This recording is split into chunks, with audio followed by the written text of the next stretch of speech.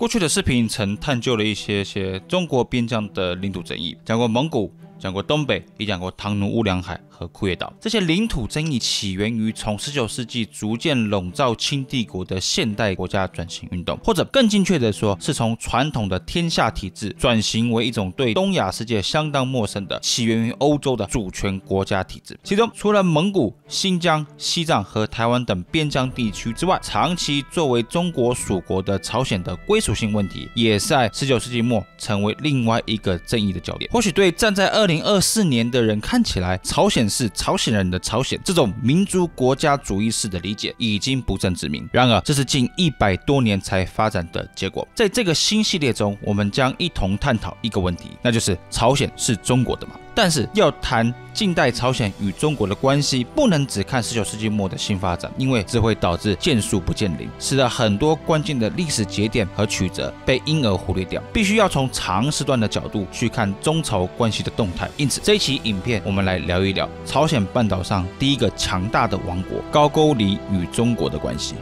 在进入正式内容以前，我想要来分享一下一个进行式的合作计划。历史卫视和台湾知名的线上课程平台知识卫星正在研究合作，讨论共同推出一款历史内容的线上课程。目前仍在问卷调查阶段。如果对历史卫视开一门线上课程感兴趣的话，欢迎点击置顶留言中的连结，并填写问卷。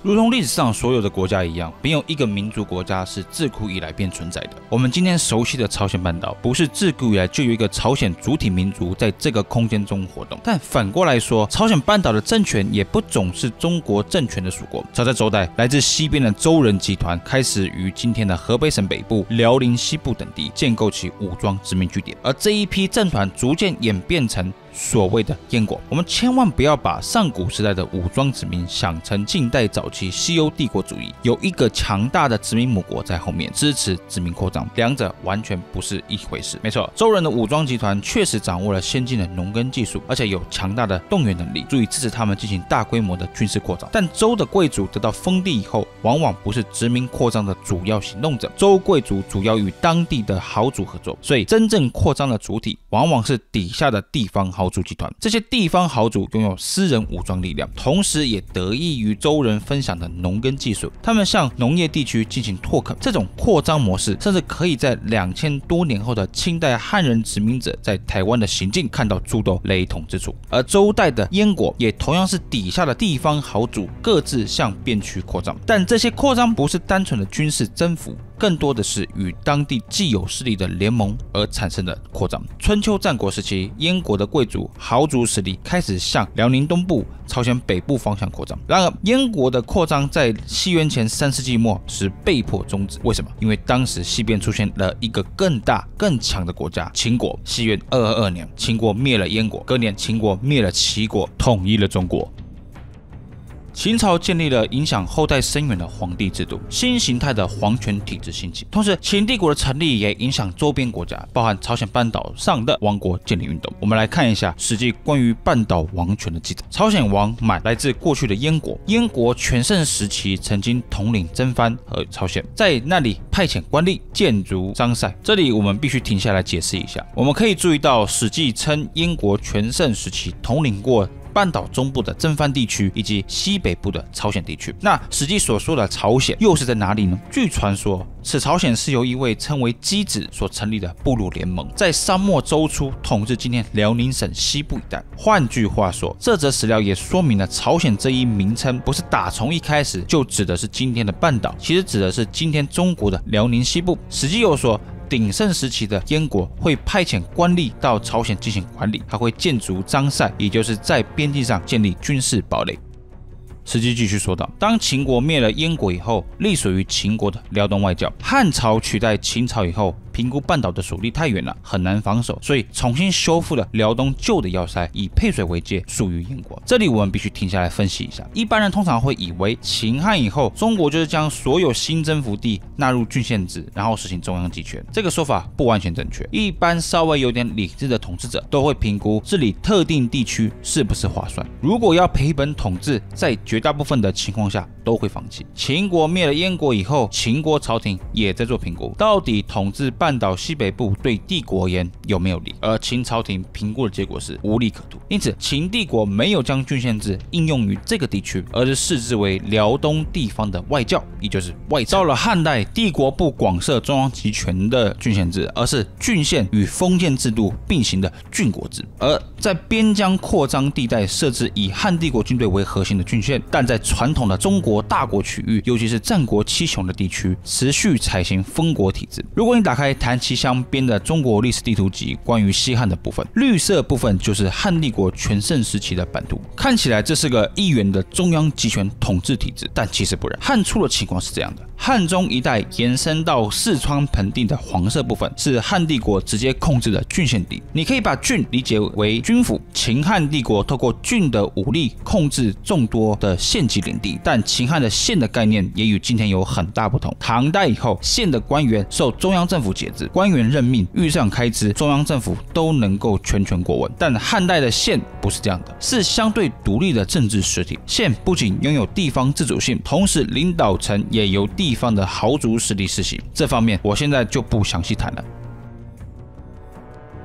汉初时，帝国的东部继续沿用州的封建制度，以侯国为单位控制辖下的县与国。而我们之前讲过的燕国，以幽州，也就是今天北京一带以及辽东、朝鲜半岛北部为领地，在汉初也是采行封国制度。但你也可以想见，汉帝国不会把燕国国王的位置继续给传统的燕王家，而是封了汉代建国功臣卢绾为新的燕王。上面的人换了，但不代表下面的豪族贵族集团换了，传统的贵族势力仍然在那。他们经过秦末大乱，这时已经决定与汉帝国合作，差别只在汉初的燕国的国界，长安朝廷规定只能到这里的配水为止，配水以外就不是燕国领土，而是外臣属国，不直接由燕国控制。但你应该也能想象，帝国中央或燕国中央控制，不代表地方豪族也会乖乖留在国境内。这些长安朝廷明确表示非帝国领土的东夷之地，往后就成为地方豪族扩张的前线。我们继续回到史记，这里说燕王卢绾谋反，逃入匈奴地区。卢绾的下属满也逃离燕国，聚集了1000余人，把头发改成蛮夷的样子，穿着蛮夷的服装，向东边逃离燕国国境，渡过了沛水，占领了过去秦帝国留下的军事要塞。什么意思？史记所称的满，史学家一般称为魏满，过去是燕国人，应该也是有权有势的豪族集团成员，但在与汉帝国的冲突中败下阵来，因而魏满带着几千人从燕国的辽东逃到了朝鲜半岛北部。魏满一行人换掉了中国法式与服装，改成东夷的样子。这批燕人集团以过去的军事堡垒设施为据点，定都于一个称为王显城的地方，也就是今天的平壤。以此为基地，魏满集团在朝鲜中部建立起自己的势力。这个势力包含3种人，也就是史记说的半岛中部的征藩、西北部的朝鲜蛮夷，以及不服从汉帝国的燕国、齐国旧势力。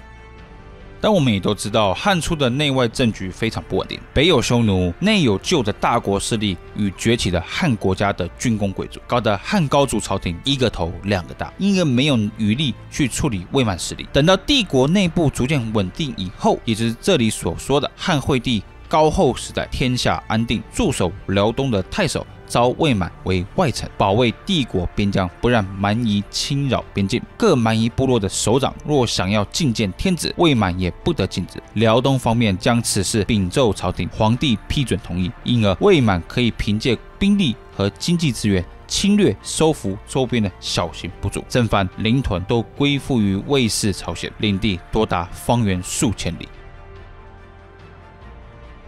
这份记录是历史上首次有个明确以朝鲜半岛为基地的政权向中国皇帝称臣，名义上纳入帝国属国的行列之中。根据司马迁的记载，魏满集团为了不受汉帝国的影响，虽然称了臣，但是还是改变了他们的法式和服装，融入半岛当地的文化。然而，虽然魏满政团做了诸多改变，但他们还是很强调过去自己与燕国的关系，所以才能成为帝国辽东方面的属国外卫的名号。魏满集团以此名号将当地的部族逐渐纳入自己的掌控之中。我也必须再次强调，魏满政团在此地的扩张，绝非近代欧美帝国主义式的军事征服，而是纳入既有的地方豪族，成立联合政团。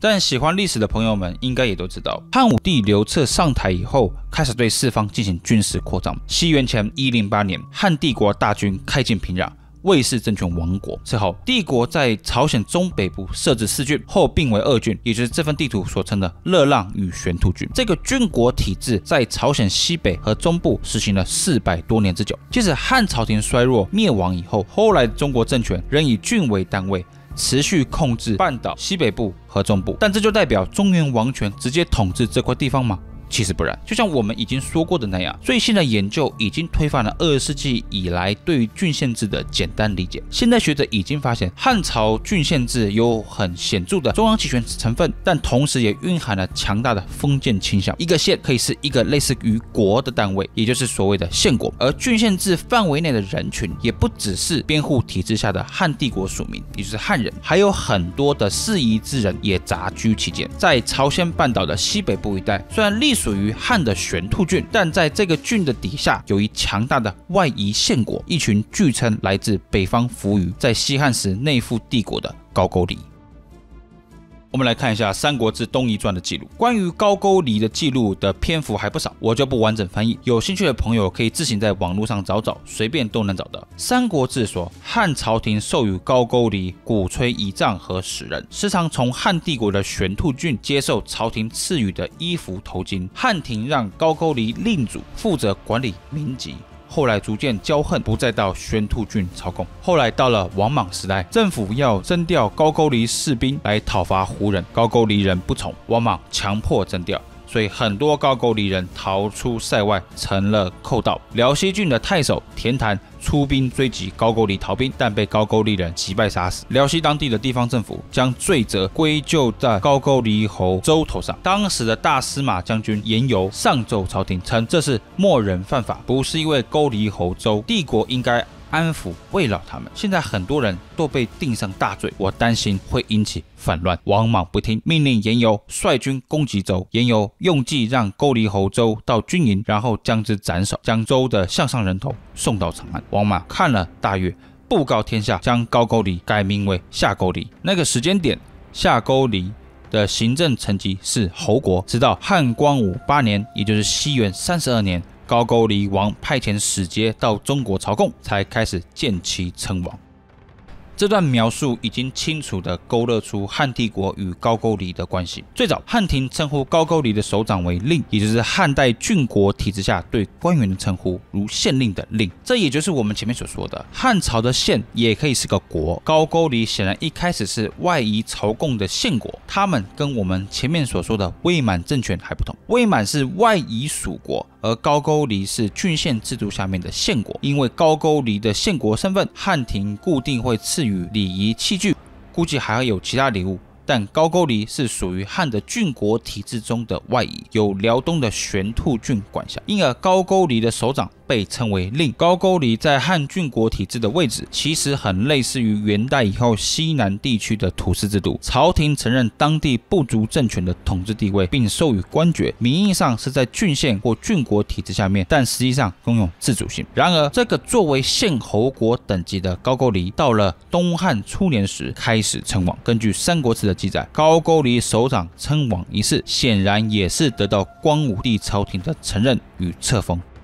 东汉之所以承认高句丽首长为王，应该是与东汉新的国策有关。事实上，东汉朝廷册封了诸多外夷首长为王，因为从光武帝开始，朝廷便推出省边郡的政策。当时汉帝国已经清楚意识到边境不断的扩张、设置郡县所带来的危机，尤其是统治成本的大幅攀高。因此，汉光武帝改采内缩的边郡国策，大幅删减边郡的郡县政府，其中包含高句丽隶属的玄兔郡也向内缩，守备范围离开了朝鲜半岛的西北部。但我们应该能了解到，帝国中央政府退缩不代表地方势力退缩。在清代，北京明确不希望汉人势力跨出藩界，但闽南和客家的殖民集团依然继续跨出藩界，侵蚀生藩地。这在东汉时代亦若是。省边郡只意味着帝国退出边境管理，但地方上有钱有势的豪族依然能向外延伸。这是中国汉人扩张的重要特色，不是单方面依赖帝国扩张，而是地方豪族为主体。帝国势力退缩以后，半岛北部的最大势力不是高句丽政团，而是来自辽东的汉人豪族。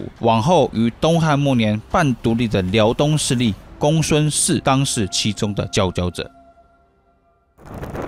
西元2世纪末，以道教太平道为意识形态核心的黄巾之乱爆发，彻底削弱了汉帝国，进而军阀兴起。其中，公孙氏以幽州、辽东为基地，将半岛西北部纳入势力范围。《三国志》里头说，这时的公孙氏东伐高句丽，西击乌丸，威行海外。换句话说，尤其在汉帝国衰弱以后，公孙氏的辽东政团开始在东北亚攻城略地。如果你自己去翻谭其骧著名的中国历史地图集的三国部分，你只会看到魏蜀吴三国的领地，辽东部分至朝鲜半岛北部一带都是曹魏的领地，完全没有公孙氏辽东政权的存在。这牵涉的原因很复杂，但关键在于在书本上画地图只能以某个特定时间点为准，而谭其骧团队最终决定以西元236年蜀汉灭亡前为三国版图的基准，但在那个时间点，燕国早已臣服曹魏，所以你在这份历史地图上看不到丝毫公孙氏的影子。